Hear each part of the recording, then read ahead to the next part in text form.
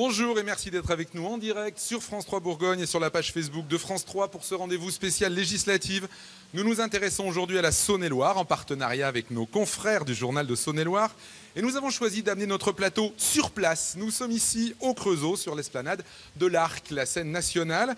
Et nous ouvrons tout de suite le premier débat avec la 5e circonscription de Saône-et-Loire, Châlons-Monceau.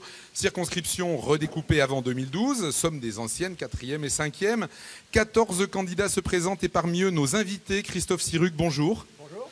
Vous êtes depuis 2007 pour le PS le député de la circonscription, secrétaire d'État à l'industrie. Dans l'équipe sortante, rajoutons que vous avez été maire de Châlons. Maire de Châlons avant Gilles Platret, bonjour. Bonjour. Vous êtes l'actuel maire de Châlons-sur-Saône et candidat Les Républicains. Raphaël Gauvain, bonjour. Bonjour. Vous êtes le candidat de La République En Marche pour cette élection. Éric Riboulet, bonjour. Bonjour. Candidat de la France Insoumise. Nathalie Vermorel. Bonjour. Bonjour, vous portez les couleurs du Parti communiste. Et Nathalie Zic pour le Front National, bonjour. Bonjour. Tous les électeurs ne vous connaissent pas encore forcément tous et toutes. Nous vous proposons donc de vous présenter, de nous dire quelles sont vos motivations. On va faire ça vite, il va falloir être concis. Vous disposez de 30 secondes, en commençant par vous, Christophe Sirugue. Vous me permettrez une pensée pour les victimes des attentats de Londres hier, car je ne crois qu'il serait rien de plus préjudiciable que d'oublier et de considérer ces actes odieux finalement comme habituels. Ça étant, j'ai été durant 5 ans le représentant de ce territoire et de ses habitants. Je suis né ici, issu d'un milieu modeste, et c'est par mon travail, par ma ténacité, que j'ai pu assumer des responsabilités, et beaucoup, quelle que soit leur sensibilité, me reconnaissent ces qualités. Il se trouve que c'est ma conception de la fonction, et du plus loin que je me souvienne, j'ai eu à cœur de prendre ma part aux objectifs et aux enjeux qui sont collectifs, et je crois qu'avec ma suppléante, Catherine Gopfer, nous voulons cette fois-ci mobiliser notre connaissance, mobiliser notre intensité d'action pour permettre de répondre aux enjeux de cette circonscription. Merci. Gilles Platret. Rebonjour. S'il fallait résumer en 30 secondes, ce qui est une gageure, je vous dirais que par mon parcours, je suis un candidat de terrain. Je suis aussi issu de cette région depuis toujours. Ma famille est installée depuis des siècles. Et les fonctions que j'ai exercées, notamment sur le plan municipal, m'amènent à considérer que la politique ne se construit qu'avec les gens, c'est-à-dire les vrais gens, qu'on ne peut pas, comme ça, tomber du ciel de Paris avec un parachute pour dire « je veux vous représenter ». Il faut être issu du terrain, écouter, et c'est peut-être même encore plus important que d'être de droite ou de gauche, d'abord être proche des préoccupations des gens. C'est ce que je suis. Je suis maire de Châlons, vous l'avez rappelé tout à l'heure, et c'est pour moi une préoccupation quotidienne que je veux désormais étendre à l'échelle de l'ensemble de la circonscription. La proximité et la parole du terrain me paraît essentielle dans le contexte national tel qu'il est aujourd'hui. Merci. Raphaël Gauvain, à vous. Alors, Raphaël Gauvain, je suis candidat En Marche. J'ai 44 ans, je suis chalonnais et je suis le candidat de la société civile. J'ai jamais été élu, j'ai jamais fait de campagne. Il m'est arrivé de voter à droite, de voter à gauche. Et je suis le candidat pour porter le projet présidentiel du président et pour représenter notre territoire. Merci. Éric Riboulet. Bonjour, donc Éric Riboulet, je suis magasinier et préparateur de commandes. Je suis donc moi aussi issu de la société civile, pas celle de M. Macron, les avocats et les professions libérales. Je suis de celles qui se lèvent tôt, des agriculteurs qui travaillent beaucoup, des cadres moyens. C'est tous ces gens qui travaillent beaucoup, mais ne peuvent pas vivre décemment. Je suis candidat de la France Insoumise et je soutiens le programme L'Avenir en commun. Et ma devise, c'est écouter, considérer, agir. Merci. Nathalie Vermorel. Oui, bonjour. Alors moi, je suis assistante sociale, je travaille dans le secteur privé et je m'occupe essentiellement du milieu agricole. Je suis la candidate du Parti communiste français avec une double ambition. D'abord, être proche de ceux qui me ressemblent, ceux qui s'inquiètent de leur travail, de leurs revenus, ceux qui se battent contre les politiques d'austérité, pour qui les politiques publiques et l'économie devraient déjà être au service des gens, de la réponse aux besoins des populations, avant d'être au service de l'enrichissement personnel de quelques-uns. Et l'ambition, la deuxième ambition que j'ai, c'est celle de travailler avec tous les citoyens en mouvement pour construire des propositions qui soient en fait le prolongement de leurs revendications. Merci. Nathalie Zic, c'est vous qui concluez ces présentations. Oui, bonjour, je suis donc Nathalie Zic, je suis candidate pour le Front National. J'ai 50 ans, je suis mère de 2 enfants, je suis dans la vie de tous les jours secrétaire médicale. J'ai fait 2 campagnes électorales, des départementales et les régionales en 2015. Et je serai, bien évidemment, là ça fait plus d'1 an que nous sommes sur le terrain avec Lilian Noireau qui est mon suppléant. Et je serai une députée patriote pour contrer toutes les mauvaises actions au Parlement à venir. Merci pour cette introduction, pour ces présentations. Rentrons maintenant dans le cœur du débat avec d'abord un chapitre très politique, une situation nationale inédite qui justifie de vous demander finalement où vous vous situez les uns et les autres, majorité, opposition, refus éventuel des premières mesures annoncées. Gilles Plattret, il y a un Premier ministre de droite, et vous êtes où dans cette élection? Moi, je ne suis pas au gouvernement, ça ne vous a pas échappé. On est aujourd'hui dans un brouillage politique énorme. Vous savez que sur le terrain, quand on discute avec les gens, c'est d'abord la première des choses qui nous font monter. C'est l'éclatement des schémas traditionnels. Le président de la République a été élu, personne ne conteste son élection, il a été largement, mais à la faveur d'un affrontement contre l'extrême droite qui réduit forcément la portée personnelle de cette élection. Donc il a essayé de faire éclater un certain nombre de formations. Le Parti socialiste est absorbé à mes yeux par En Marche. Le Parti républicain a tenu parce qu'il a essayé évidemment par la nomination de 3 ministres républicains, dont le premier de faire éclater la famille, ça n'a pas marché. Aujourd'hui, ce qui nous importe, c'est que la France réussisse. Il faut un président qui préside, il existe, mais il faut aussi un gouvernement qui gouverne, et qui gouverne en fonction de ce que les Français veulent. Et ça me paraît essentiel, c'est tout l'enjeu des 11 et 18 juin prochains, et je suis favorable à ce qu'une majorité très claire s'exprime pour une vision politique partagée par l'ensemble des Français. Merci Gilles Plattret. Raphaël Gauvain, vous avez dit tout à l'heure, j'ai voté à gauche, j'ai voté à droite, parfois. Vous êtes un homme de gauche, vous êtes un homme de droite, vous situez où? Moi, je suis marcheur. Je crois profondément que le dépassement des vieux clivages partisans, droite-gauche, vont nous permettre de réformer la société. C'est au cœur, dans l'ADN du projet Macron. Et je crois profondément que pour réformer la société, il faut qu'on arrive à faire la synthèse entre des propositions de droite, des propositions de gauche. On a un président qui est issu de la gauche, un Premier ministre issu de la droite libérale, modérée. Je crois profondément que c'est comme ça qu'on arrivera à faire les réformes. Moi, je suis issu de la société civile. Je vous le dis franchement, ce que je vous ai dit dans mon introduction. Il m'est arrivé de voter à droite, il m'est arrivé de voter à gauche. Mais aujourd'hui, je crois profondément que c'est comme ça qu'on va réformer le pays et retrouver dans quelques années, à l'issue du quinquennat, une société apaisée. Alors Christophe Sirugue, forcément, c'est à vous que je pose la question derrière. Opposition pour Gilles Plattret, En Marche pour Raphaël Gauvain. Vous serez avec lequel d'entre eux, éventuellement? D'abord, je crois que dans une période où, en effet, beaucoup de nos concitoyens s'interrogent, je crois qu'il faut être soi-même. Il faut éviter de se donner, finalement, une consistance par rapport à un contexte ou à un vent qui serait favorable. Moi, je suis socialiste et j'envisage, bien évidemment, tout au long de cette campagne, de redire ce que sont mes valeurs, ce qu'est mon engagement.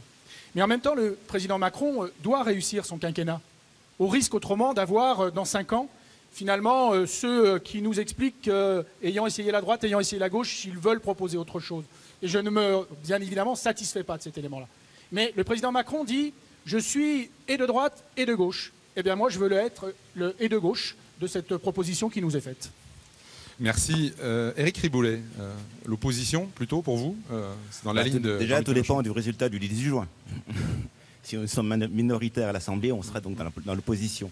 Mais sur cette campagne, ce que vous dites aujourd'hui aux gens que vous rencontrez, c'est une opposition déjà à Emmanuel Macron? Nous, on y croit toujours. Moi, quand je me lance dans une campagne où c'est pour gagner, je veux dire, c'est pas pour dire je vais être deuxième. Non, c'est pas être le premier, un point, c'est tout. Mais nous ne serons pas une opposition pure, dure, juste pour nous opposer.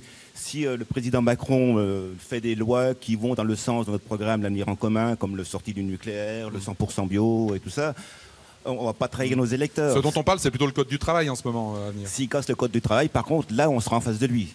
Il verra la France insoumise contre lui 100%. On ne va pas trahir nos électeurs. On n'est pas comme certains pour une place ou pour quelques places au Sénat, quelques places au conseil municipal. On trahit nos électeurs. Nous, on a une seule idée dans notre programme, c'est la clarté, la cohérence et la transparence. Donc voilà. Nathalie Vermorel, qu'est-ce qui vous différencie dans cette campagne, Parti communiste, de la France insoumise? C'est pas la question à laquelle je vais répondre. Je vais vous dire que M. Macron, vous voyez, il est ni de droite ni de gauche, mais il n'est pas venu chercher le Parti communiste pour entrer au gouvernement. Vous penserez à me répondre. Donc, je vous répondrai. Donc, pour nous, à la tête de l'État, c'est le bras armé des milieux financiers et des affaires. Il a choisi 2 ministres de droite pour verrouiller Bercy et Matignon. Donc, très clairement, et il l'a montré antérieurement dans les lois qu'il a prises, c'est un libéral. Forcément, le Parti communiste va être très clairement dans une opposition aux politiques libérales. Et comme vous le rappeliez justement avant, son premier acte, c'est de demander le droit au Parlement de procéder par ordonnance pour à nouveau tacler le droit du travail et la protection des salariés. Alors, mais j'y reviens, mais qu'est-ce qui vous différencie d'Éric Riboulet dans cette campagne? Qu'est-ce qui me différencie d'Éric Riboulet dans cette campagne? C'est qu'Éric Riboulet et la formation France Insoumise n'ont pas voulu discuter de propositions et de candidatures communes, alors que nous avons des axes programmatiques extrêmement rassembleurs. Et je regrette, chacun son temps de parole, et je regrette cette position, parce que sinon je pense que nous aurions pu faire un bon travail collectif. Donc voilà, donc aujourd'hui moi je porte ce que le Parti communiste porte depuis 70 ans sur ce territoire, c'est-à-dire une candidature claire, nette en faveur du monde ouvrier et du monde des salariés. Nathalie Zic, Front National en tête au premier tour de la présidentielle sur cette circonscription, on va dire de peu devant En Marche par rapport à d'autres circonscriptions. Ça vous donne une responsabilité pour ces élections législatives? Alors effectivement, j'ai une grosse responsabilité. J'ai une excellente équipe avec moi qui me soutient tous les jours sur le terrain. Nous sommes bien évidemment persuadés que nous serons nombreux au Parlement pour contrer toutes les mauvaises lois qui seront données par le président Macron. Entre parenthèses, pour la loi du travail, nous sommes tout à fait contre la nouvelle loi qu'il veut mettre par ordonnance. Ce n'est pas du tout comme ça que nous voulons les choses. On veut de la discussion et remettre la population, qu'il soit consulté sur ces problématiques. Donc pour nous c'est important. Donc effectivement je ferai partie pas de la majorité mais de l'opposition et on espère être majoritaire. Gilles Platret, dans les premières mesures annoncées, il y a des choses qui vous semblent positives, des choses négatives. Vous en parlez dans votre campagne des législatives. On se le dit très rapidement avant de passer à la suite de l'émission, mais en quelques mots. Écoutez, aujourd'hui on est sur un gouvernement provisoire qui a été nommé, et comme à chaque fois d'ailleurs après une élection présidentielle, dans l'attente des législatives. C'est un gouvernement vitrine qui associe un certain nombre de personnalités fortes pour donner un sens et une image au président de la République. On sait très bien que ce gouvernement, quoi qu'il advienne, changera de toute façon après le 18 juin. Il y aura des ajustements. Donc permettez-moi simplement de dire qu'on va attendre le résultat des élections. Mais je voudrais quand même, puisque vous me donnez la parole, poser une question à M. Gauvin. M. Gauvin nous dit j'ai voté à droite, j'ai voté à gauche. Moi j'aimerais savoir pour qui vous allez voter dimanche prochain, M. Gauvin. Je vais voter pour le candidat En Marche. Et c'est qui votre candidat En Marche? Non, je voudrais juste savoir, vous êtes inscrit sur les listes électorales, M. Gauvin, que les gens sachent qu'en fait, vous ne pourrez même pas voter pour vous parce que vous êtes inscrit à Paris. Moi, des députés hors sol, des candidats qui se présentent alors qu'ils ne peuvent même pas voter pour eux parce qu'ils sont à Paris, je suis désolé, ça ne va pas. On fait répondre Raphaël Gauvain. Oui, non, c'est un faux procès qu'on me fait. Moi, je pense que je représente la société. Aujourd'hui, les gens, ils vivent dans un territoire et puis après, ils partent faire leurs études, travailler. Moi, M. Platret, je suis chalonnais. J'ai vécu toute mon enfance ici. J'étais à l'école du centre. J'étais à Camille, à Pontus. Ensuite, je suis parti. J'ai fait mes études. J'ai travaillé, appris un métier. J'ai créé un cabinet. J'ai créé des emplois. Et j'en suis très fier. Et bien aujourd'hui, je reviens ici avec mon expérience, pour apporter mon expérience à mon territoire. Et je veux me mettre au service de la France avec le président Macron et au service de mon territoire. Quand on est attaché à un territoire, on s'inscrit sur les listes électorales, M. Gauvin. C'est le premier des respects à avoir pour les électeurs, c'est d'être inscrit sur les listes électorales. Ça fait 20 ans que vous êtes parti, vous n'aviez même pas pu répondre à la maire du Chalonnais pour savoir dans quelle rue se trouvait votre permanence. S'il vous plaît, Gilles Platret. Chalonnais, c'est un peu lourd quand même. Attendez, je réponds. Très rapidement. Si on peut éviter d'avoir un débat entre M. Platret et M. Gauvin, ce serait sympathique. D'abord, parce que si vous permettez, M. Gauvin, d'abord pour revenir à votre question. Dans les positionnements qui sont annoncés par le gouvernement, il y a des éléments qui me paraissent forts. La moralisation de la vie politique, c'est un engagement fort. Par contre, le fait de proposer des ordonnances sur des sujets aussi sensibles que ceux qui sont en discussion me paraît être quelque chose d'inacceptable. Mais je voudrais quand même revenir sur cette moralisation de la vie politique. La moralisation de la vie politique, c'est aussi ce que les candidats ont comme comportement. Quand, en effet, on a été absent du territoire chalonnais pendant 20 ans et qu'on y revient pour les repas de famille et qu'on nous explique que c'est comme ça qu'on va représenter le territoire, ça me paraît quand même limite. Mais de la même façon, M. Plattret, quand on est candidat il y a 3 ans pour être maire à 100% et qu'on envisage maintenant de l'être à 0%, je trouve que ce n'est pas une manière que de considérer les citoyens et les citoyennes de ce territoire. Donc, à un moment, il faut avoir de la loyauté avec ce territoire. Il faut avoir de l'engagement pour ce territoire. Et il me semble que ce territoire, il a besoin de ça. Il a besoin de gens qui ne font pas leur carrière personnelle avant l'intérêt général. Vous êtes bien placé pour le dire, Monsieur Sirugue, vous qui avez été battu au premier tour des élections municipales. Vous étiez maire à combien, vous, quand vous étiez en exercice? Sauf que à combien moi, vous étiez maire? moi, je n'avais pas pris l'engagement d'être maire à 100%. Ah oui, d'accord. Monsieur Plattret, vous êtes maire à 2008, vous n'aviez pas pris cet engagement. Monsieur Plattret, vous êtes maire à combien maintenant? En 2008, vous n'aviez pas pris cet engagement. Vous voulez tromper en permanence. Oui, vous écoutez, les Chalonnais trancheront, Monsieur Sirugue. Ça n'est pas vous qui assumez ces procès. Ce sont les électeurs. S'il vous plaît, maire à combien maintenant? À 10% à peu près. Boulet, lorsque vous s'il vous plaît, cesserez d'être agressif comme vous l'êtes régulièrement avec moi, on pourra discuter. On avance. Moi, monsieur, je ne trahis pas mes électeurs. On avance dans notre pas mes électeurs. On avance dans notre émission, s'il vous plaît. C'est le moment où plus que vous. C'est le moment de Benoît. Moi, je fais pas va pour nous une rejoindre. photo. Je peux pas avoir des gens pour une photo. Benoît Montagioni, journaliste au journal de Saône-et-Loire, pour parler de la circonscription un petit peu plus, mais. C'était bien, on a déjà parlé de la circonscription en réalité avec vos ancrages aux uns et aux autres.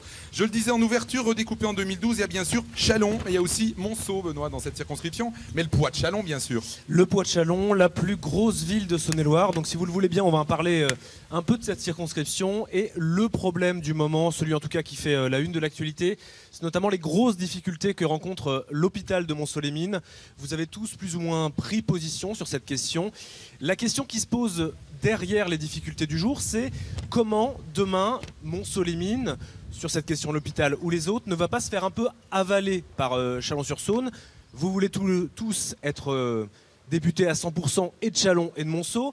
J'ai envie de demander à Raphaël Gauvain, tout à l'heure on vous demandait si vous étiez assez chalonnais, je vais vous demander si vous êtes assez montcélien, et surtout vous faites partie de ceux qui disent il faut que l'hôpital de Châlons et l'hôpital de Montceau-les-Mines fusionnent.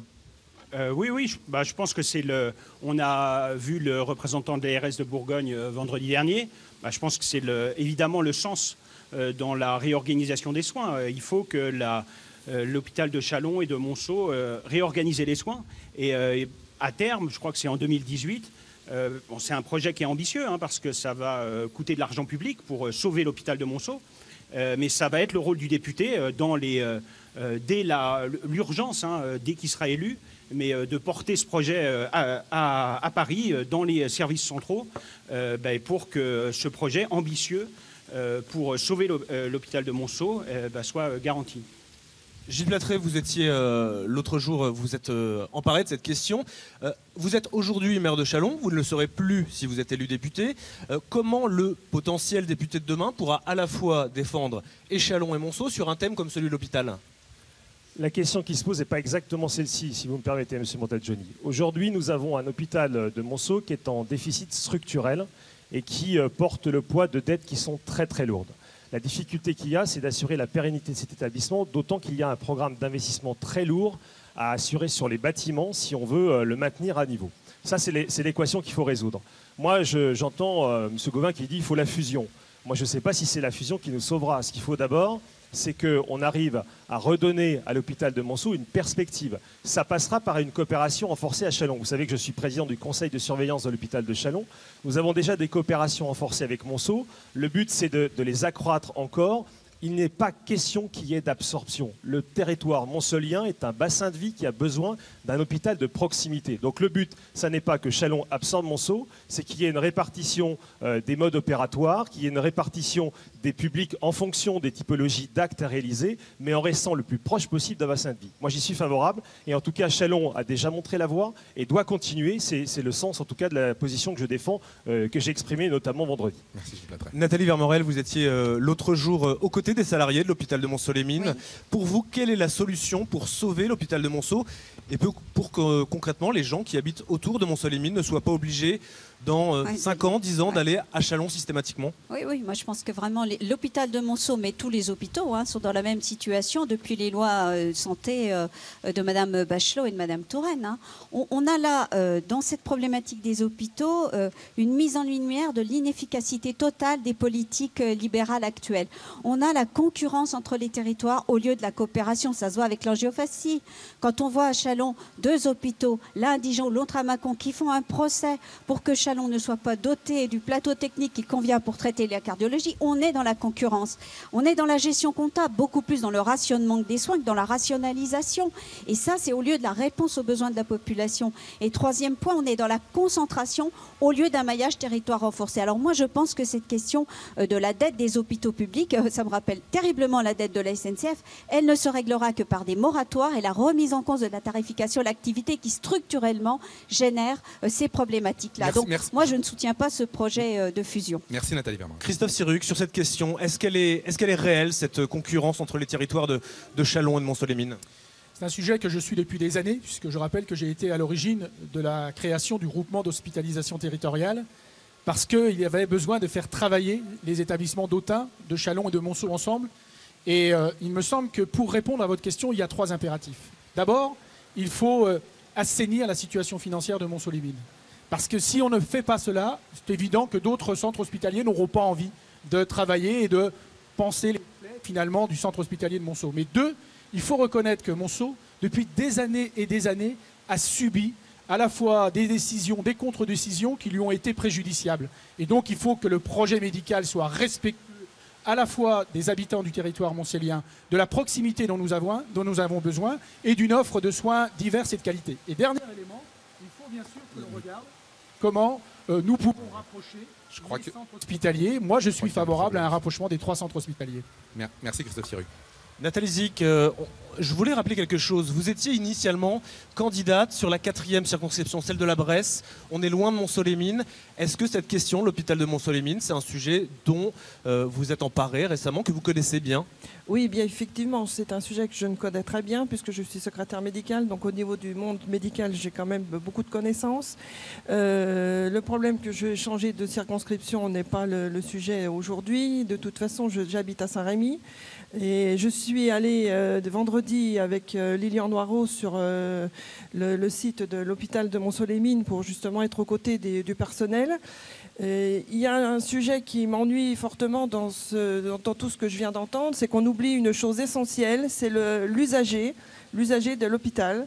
Et il est intolérable qu'un patient de Monceau-les-Mines doive se déplacer, fasse 20, 30, 40 km pour pouvoir se soigner.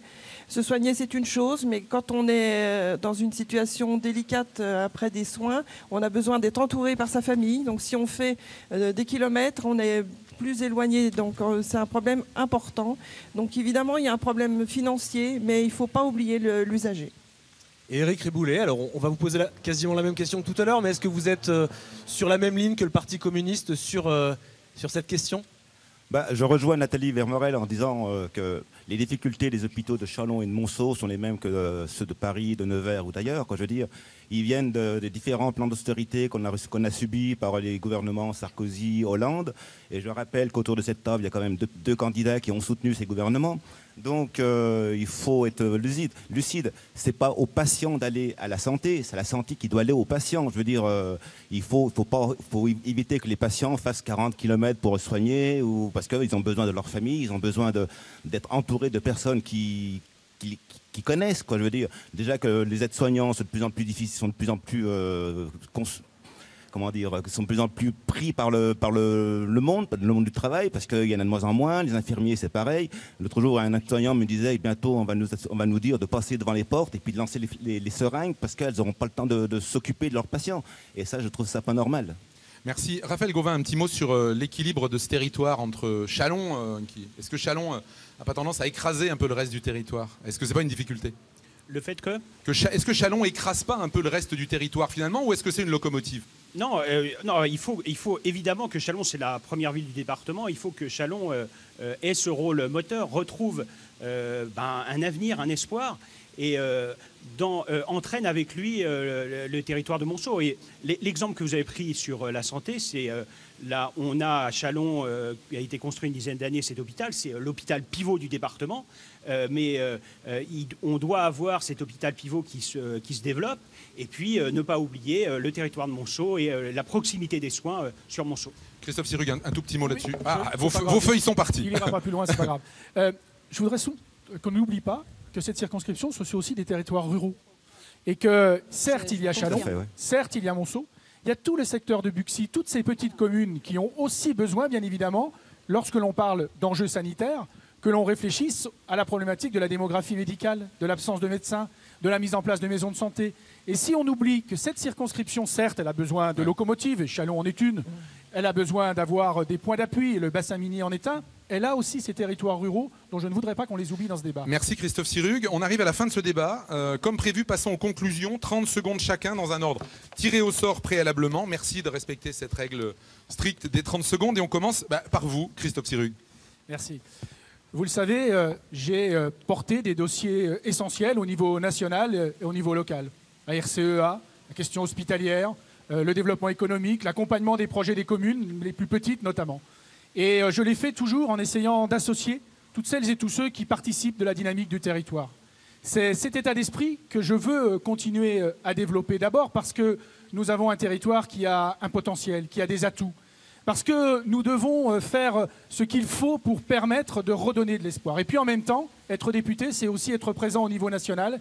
Et moi, je veux être celui qui assure ce point d'équilibre entre les évolutions qui sont nécessaires parce que la société l'exige et en même temps les protections indispensables pour chacun. Merci Christophe Sirugue. Raphaël Gauvin, à vous de conclure. Je crois que l'élection d'Emmanuel Macron a suscité un formidable espoir. Moi, ça fait quelques semaines maintenant que je suis sur le terrain, que je vais à la rencontre de nos concitoyens. Et ce que je ressens par-dessus tout, c'est une fierté d'être français retrouvée. Moi, ma volonté, c'est de porter, en tant que député, porter cette fierté et de conduire les réformes dont le pays a besoin et d'assurer un nouveau dynamisme sur notre territoire pour porter les dossiers de la circonscription. Merci Raphaël Gauvin. Nathalie Zic, c'est à vous de conclure. Alors, députée de la Nation avec Lélian Noireau, je prendrai mon mandat très à cœur et je serai présente à 100% à l'Assemblée nationale. Ce que je voulais dire par rapport, j'ai pas pu le dire tout à l'heure, mais un député également, un député de la Nation, et il n'est pas que le député de la circonscription. Et je mettrai tout en ordre pour contrer les mauvaises actions du programme Macron. Et là, je donne tout mon soutien pour les personnes qui sont encore endeuillées par rapport au problème, l'attentat qu'il y a eu hier soir.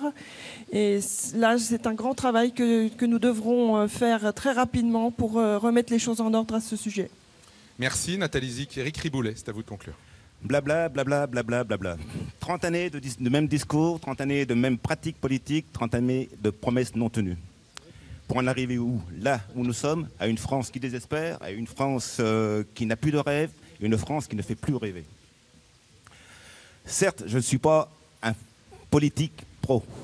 Certes, je n'ai pas de cravate sur moi, mais elle est dans ma poche. Je ne l'ai pas mise pour la bonne et simple raison, c'est que moi, je veux être moi. Je veux être moi pour vous, les électeurs. Alors certes, je n'ai pas d'expérience, certes, je bafouille peut-être un peu, mais il ne faut pas oublier qu'il y a quand même quelques semaines, les Français ont élu un jeune, sans expérience, président de la République. Merci. Gilles Platret, c'est à vous. Un député, c'est une double exigence, à mes yeux en tout cas. C'est d'abord celle de contrôler l'action du gouvernement et de voter la loi. Vous avez bien compris que, quelle que soit la majorité qui sortira des urnes le 18 juin, je serai un député exigeant. Je voterai ce qui me paraîtra juste, je repousserai ce qui me paraîtra injuste, quelle que soit la configuration, que les choses soient bien claires. Mais c'est aussi le représentant de sa population. Nous avons besoin, le territoire de Monceau, de Buxy, de Châlons, ont besoin d'un député présent à Paris pour défendre les intérêts des communes, pour représenter ses citoyens et dans la proximité. J'aurai 3 permanences, je rencontrerai les gens en direct comme je l'ai fait à la mairie de Chalon-sur-Saône. Le député de la proximité, c'est aussi celui du terrain. Merci Gilles Platret. Nathalie Vermorel, c'est vous qui concluez les conclusions. Oui, donc l'enjeu pour moi de cette législative, c'est qu'on puisse choisir des députés de gauche qui sont résistés aux projets libéraux et de déréglementation débridée qu'a prévu M. Macron, qui seront aussi au sein de l'Assemblée nationale et capables de rassembler sans sectarisme ni hégémonie pour constituer un pôle de résistance et de proposition à l'Assemblée. Alors je crois que j'ai démontré depuis 10 ans, à travers à la fois mes responsabilités politiques, mon engagement et mon précédent mandat conseil régional, que j'étais capable à la fois de porter et de faire vivre ces 3 dimensions, la résistance, la proposition progressiste et le rassemblement. Et c'est la force de cet engagement honnête, sincère, que je mets à disposition des électeurs de gauche aujourd'hui. Merci Nathalie Vermorel. Merci à tous d'avoir accepté notre invitation pour ce débat qui va très vite, je le vois dans vos regards. Et pendant que vous quittez ce plateau, je vous chasse en fait, en quelque sorte, Benoît, à tout à l'heure. Je précise que 8 autres candidats et avec des applaudissements, vous le voyez, on est en public au Creusot, que 8 autres candidats se présentent sur cette circonscription. Il s'agit de Pascal Dufresne, Lutte ouvrière, François Loto, Europe Écologie, Alain Duriot, POID, Arnaud Gignons, Marianne Lacot, Ghislaine Launay, Samuel Brandilly et Samuel K. Alors,